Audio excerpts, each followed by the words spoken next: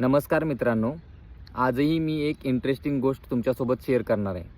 प्रगत देशामध्ये सामान्य जनतेकडे कमी सोनं असतं आणि सरकारी तिजोरीत जास्त असतं। जसं की अमेरिकेकडे सामान्य जनतेकडे कमी सोनं आहे, पण सरकारी तिजोरीत 8,000 टन आहे। त्या उलट आपल्या देशात आहे। आपल्या देशात सामान्य जनतेकडे सोनं जास्त आहे। आपल्या देशात सगळ्यात जास्त गरिबी असून देखील सामान्य जनतेकडे सोनं जास्त आहे आणि सरकारी तिजोरीत कमी आहे। सरकारी तिजोरीत आपल्या सरकारी म्हणजे आरबीआयकडे 880 टन आहे, जवळपास 800-900 टन पकडा।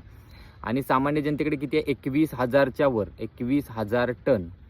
म्हणजे जगात मला वाटत नाही एवढं सोनं कुठल्याच देशाकडे असेल सामान्य जनतेकडे।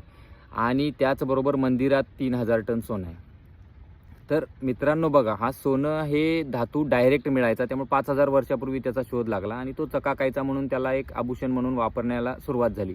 जवळपास 6व्या शतकापासून त्याला म्हणजे कम्युडिटी, म्हणजे ते दिल्यावर कोणी कोणत्याही वस्तू द्यायचं किंवा त्याच्या बदल्यात तिथलं चलन द्यायचं, म्हणजे एक कम्युडिटी, ते वस्तू म्हणून आपण एका चलनात इनडायरेक्टली अराजकीय, आजही अराजकीय चलन म्हणजे अराजकीय कम्युडिटी म्हणून ते वापरलं जाते। कुठल्याही देशात तुम्ही गेले तर तिथं सोनं दिल्यावर त्याच्या बदल्यात तिथलं तुम्हाला चलन भेटणार।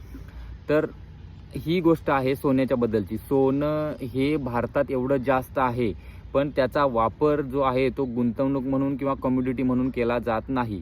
प्रगत देशामध्ये त्यांच्या इन्कमच्या जवळपास 40% इन्कम जो आहे तो डायरेक्ट स्टॉक मार्केटमध्ये किंवा शेअर मार्केटमध्ये लावला जातो। ही ॲक्टिव्ह गुंतवणूक आहे। ॲक्टिव्ह गुंतवणूक म्हणजे काय? ज्याचा जी गुंतवणूक करतोय ती डायरेक्ट उद्योगधंद्यांमध्ये घुसते, त्यामुळे प्रगतीला चालना जास्त फास्ट मिळते। आपल्या देशात जी आहे गुंतवणूक ती मृत गुंतवणूक आहे।